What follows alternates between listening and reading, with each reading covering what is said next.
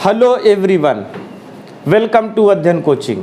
बेटा आप लोगों के लिए एक इम्पोर्टेंट इन्फॉर्मेशन थी तो हम उसे बताना ज़रूरी समझे, क्योंकि काफ़ी स्टूडेंट थोड़ा कंफ्यूज हैं लेके इस बात को। बेटा नई शिक्षा प्रणाली बनी हुई है, इसमें कुछ बदलाव किया गया है। फिलहाल बेटा ये 1 साल तक तो नहीं होगा, जो भी होगा 1 साल के बाद ही होगा। 1 साल तक तो बेटा जिस हिसाब से चल रहा है वैसे ही चलेगा। बेटा एक एजेंसी है NRA, नेशनल रिक्रूटमेंट एजेंसी। ये एक एग्ज़ाम कराएगी सेट के नाम से, CET सेट के नाम से कराएगी, कॉमन एलिजिबिलिटी टेस्ट। जैसे बेटा आप लोग SSC, RRB,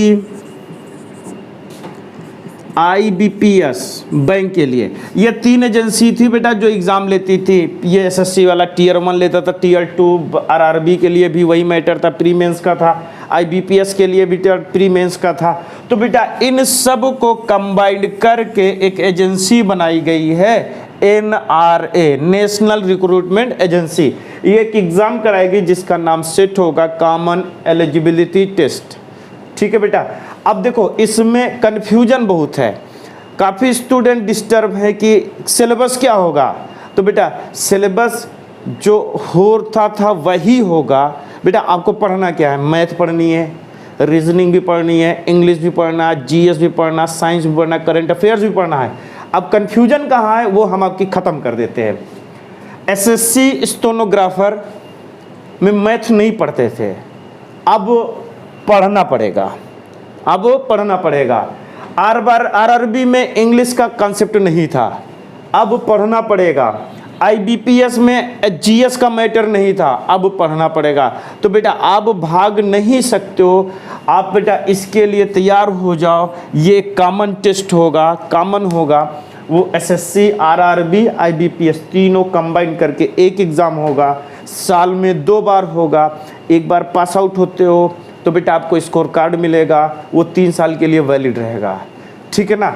इसके बाद इसको पास आउट कर ले तो आपको स्कोर कार्ड मिल जाता है। तब क्या होगा, तब इसके आगे कंफ्यूजन है। Tier 2 सेट का मामला खत्म हो जाएगा। नेशनल रिक्रूटमेंट एजेंसी की जो रिस्पॉन्सिबिलिटी है कॉमन एलिजिबिलिटी टेस्ट की है, इसके आगे की नहीं है। Tier 2 मेंस के लिए फिर SSC आएगा, Tier 2 का एग्ज़ाम लेगा, RRB आएगा, Tier 2 का एग्ज़ाम लेगा, IBPS आएगा, Tier 2 का एग्ज़ाम लेगा, मेंस का एग्ज़ाम लेगा। मगर बेटा आप इसके आगे तब दे पाओगे जब इसको आप क्वालिफाई किए रहोगे तब। बात समझ में। इसलिए बेटा साल में 2 बार एग्ज़ाम होगा, 6-6 महीने पे आप कंप्लीट तैयारी करिए।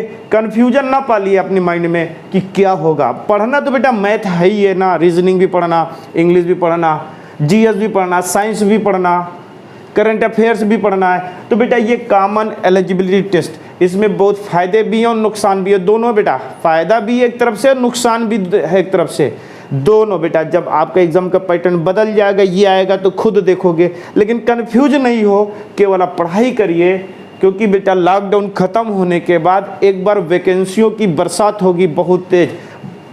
एक बार तो आएगी वैकेंसी, बहुत ज़्यादा वैकेंसी आएगी, उसके बाद फिर चाहे आए चाहे कुछ लेट आए, लेकिन वैकेंसी एक बार बहुत आएगी। तो बेटा आप इसको लेकर टेंशन न लीजिए। ये अभी कम से कम 1 साल लगेगा इसको कंप्लीट होने में, अगर होना होगा तो। नहीं तो जो पैटर्न चल रहा है बेटा वही होगा, और हो जाएगा तो बेटा अच्छी बात है, ये कॉमन हो जाएगा, सबके लिए हो जाएगा। ठीक है ना। तो आप लोग कंफ्यूज ना हो, अच्छे से पढ़ाई करिए। ठीक है ना।